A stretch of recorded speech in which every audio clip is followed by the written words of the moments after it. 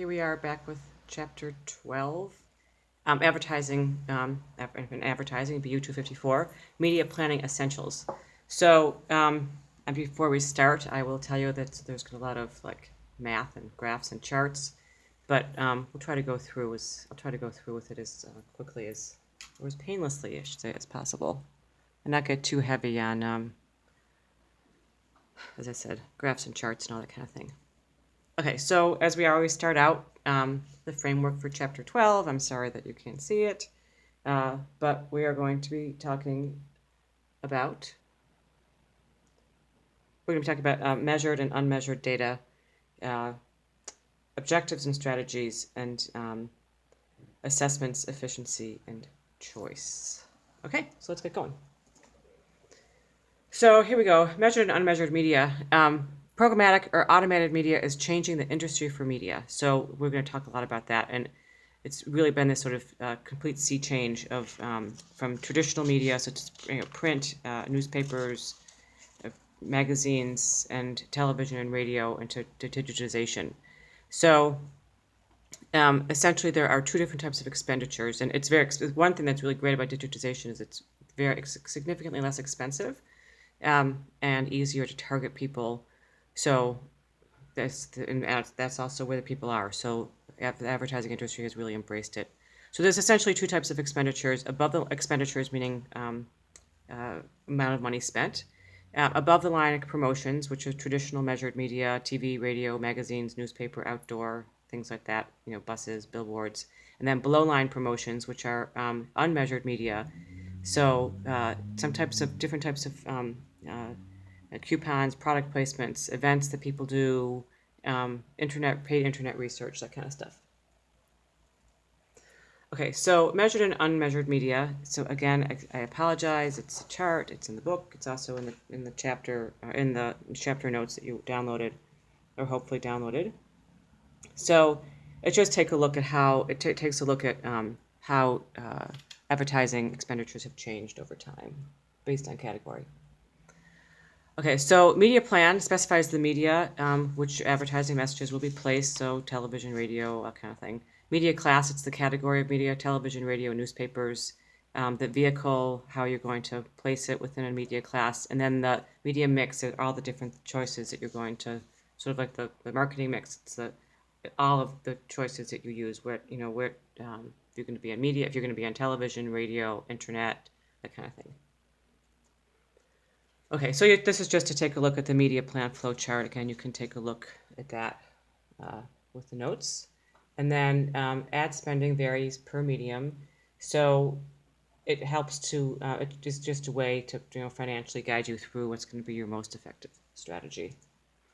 Okay, so media strategies, objectives, and data. So you really want to make sure that you pick the right vehicle for your target audience. And you may remember that there's the segmentation variables are demographics, geographics, psychographics, or lifestyle and attitude, and usage category, which we also refer to as behavior. Then geo-targeting is this idea that you can target someone with an ad when they are near the store. So if you have your location on, when you have your cell phone with you, then they can find where you are. Okay, big data, extremely important. Big data really is exceedingly valuable. Whoever owns big data and controls big data and is able to share big data is a gold mine at their fingertips. And it's all of that detailed consumer information that we have on people when they buy things, what they buy, when they buy things, how much they buy, what they buy together, day of the week, time of the day, that kind of thing. All that information that's stored, they either get from those frequent shopper cards that you might use, or also from their own database in terms of taking care of, watching their sales records. Okay, so you can also micro-target. So it's the idea of getting even a more thorough and specific look at your customer and what they're buying. So their demographics, what brands they're purchasing, what brands they're getting, purchase size, the frequency, the prices, what their media exposure has been, that kind of thing. Okay, and then this idea that geographic scope of media placement should be determined. So you want to know how far, like in what area are you going to be, what geographic area you're going to be looking at things. So geotargeting is placing ads where higher purchases for a certain brand. So, and also certain types of products. So, maybe General Mills cereals are more popular in the Northeast than they are in the Southwest. So they're going to put more advertising dollars into the areas where they sell more. And then reach is the number of people in a target audience that is exposed to something. So how many people see that television ad? How many people see that newspaper ad? How many people see it online? So certainly the Super Bowl is the granddaddy of all advertising opportunities. And so the question is it worth it or not? There certainly has been, in some instances, it's very worth it. That's a decision that an organization or a corporation has to make in conjunction with their advertising agency to decide whether it was profitable or not to buy that very expensive prime time.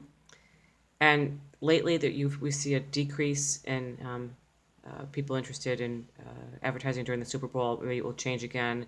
It could be, who knows why that is. Maybe it's the effect of digitization and social media. I don't know. But for some people, it's worth it. Some people, it's not. Okay, so we talk about frequency is the number of times that someone sees an ad that's in the target audience. And then the effective frequency is how many times does someone have to see it before they'll actually act on it. And then, again, this idea of effective reach, number of consumers in the target audience that are exposed to an ad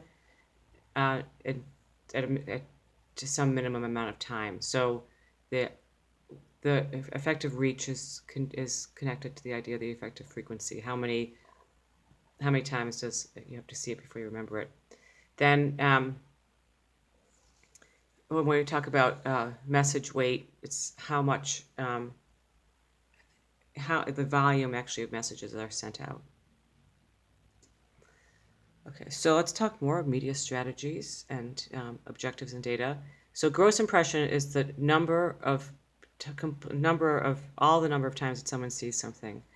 So when we're talking about an impression, it's some sort of memory of it. So there's types of exposure. There's the potential for someone to see an ad, and then how often the message is received, and then also how much duplication there is. How many times do people see the same ad on television, or how many times do they see it, across different medium?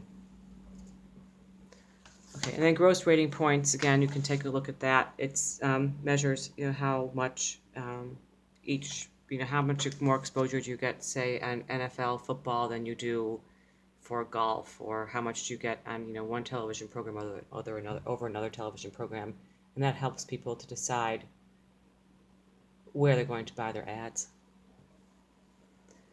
Okay, so there's this idea of continuity. So how often are you going to show an ad and with what frequency? So continuous is sort of like the steady stream of placing ads. Flighting is that you do it for a tremendous amount for a while. So you really, pound it out for a week or two, then you stop for a week or two, and then, maybe you'll start up again. And this idea of pulsing, think of pulsing, your heart pulses. It's somewhat continuous. It's a little bit of both. That it's steady, but sometimes you have a little bit more than others. Okay, so this idea of flighting, so you might do it because of a certain time of year, or you're trying to get a certain promotion across. It's an example of flighting it. It's kind of this idea of almost like it's just another way to remind people. This idea of flighting is that people see it and then they forget about it, but then when they see it again, they might remember it more because it was absent for a bit. And then also this idea of why would you use flighting instead of pulsing? It depends upon what your goals are. It depends upon the time of year. It depends on what your product is. That's, again, a decision that you have to make with your agency. So the forgetting function is this idea is how quickly do people forget? So you find that out. The goal is to have automatic recall. Top of mind, what we refer to as top of mind recall, and when you have to like kind of remind people that you're around again, and if you're always there's like, for example, you think about there's certain ads that are always on, at certain times of day. They always come on after the news. So do you actually, after a while, you just tune it out, or if you show it, say, for 3 weeks, then you stop and you bring it back again, do they miss it during that 1 week it was off? So it's something that, again, people, it changes from target market to target market and product to product, and you have to look at the data. All right, so there was a big study done in 1958. You can see this. It links what we know about the manner in which humans forget things with the frequency of advertising. So it was done in the late 50s. And again, there's a lot of people think of advertising and marketing as this very fun, creative, but there's a lot of science behind it, and there's a lot of math behind it, and a lot of statistics behind it for people to make decisions. Okay, so the length or the size of advertising. So how long should you keep it? How long should you keep something going for? So that this idea that the length or the size of the ad might make a difference. So, and it depends upon what your media budget is, what your requirements are for the ad, what your competition is doing, that kind of thing, what time of year it is. And then this idea of a competitive media assessment. So does Target look at to see what Walmart is doing, or does Amazon look to see what Walmart is doing? Budweiser, do they think about what Miller is doing, that kind of thing? So the question is, so we talked in 151 about share of customer, so now we're talking about share of voice. So how much is one brand expending or paying relative to overall spending? So how much on a par is your advertising budget with competitors? So does Budweiser spend more than Miller? Maybe not. I don't know. That's the question. Does Wegmans spend more than Tops, and is it worth it?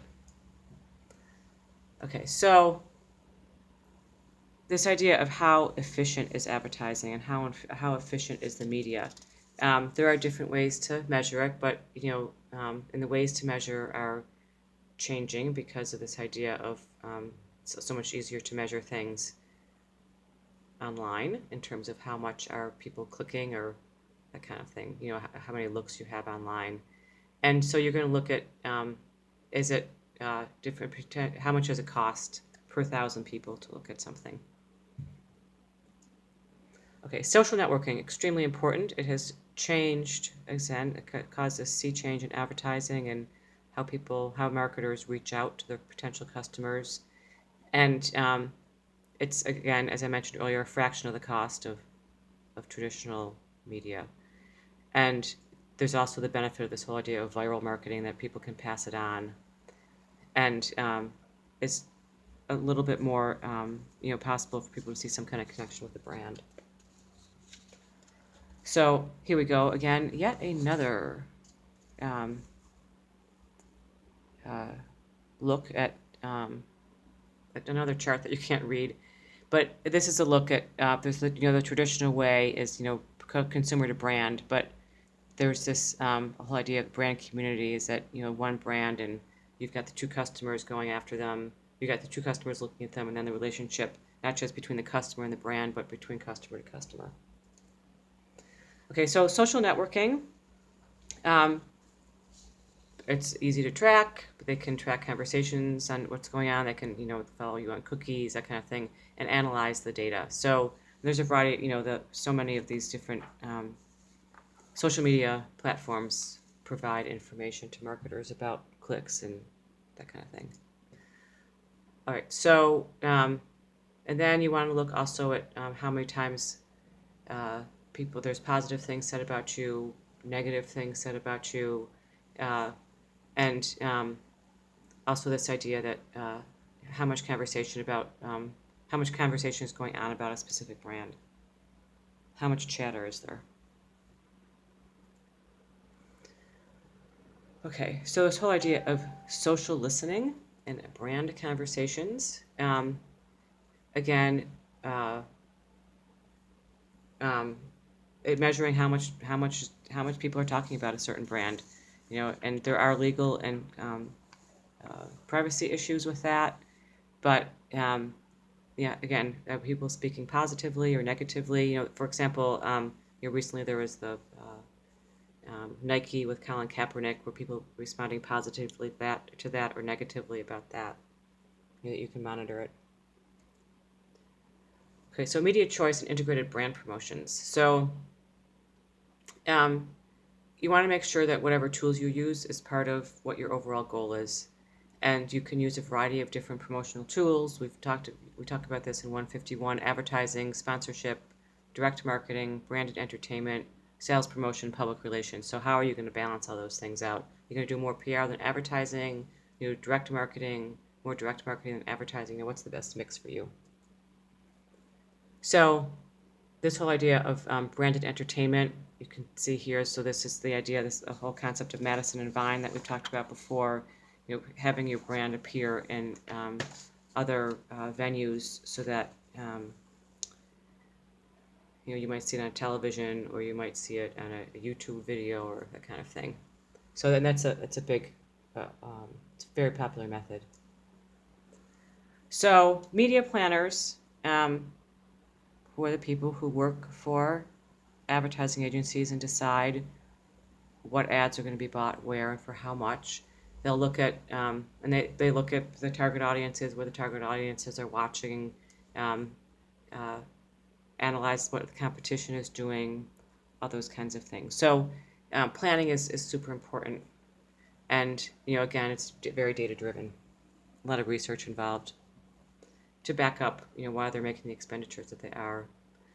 So computers and software, also, summary reports, ranking, reach and frequency analysis, all this we talked about. The incredible impact of technology on marketing, and there is no doubt that the computer and computer technology has really helped us in having more accurate measures about things and tracking.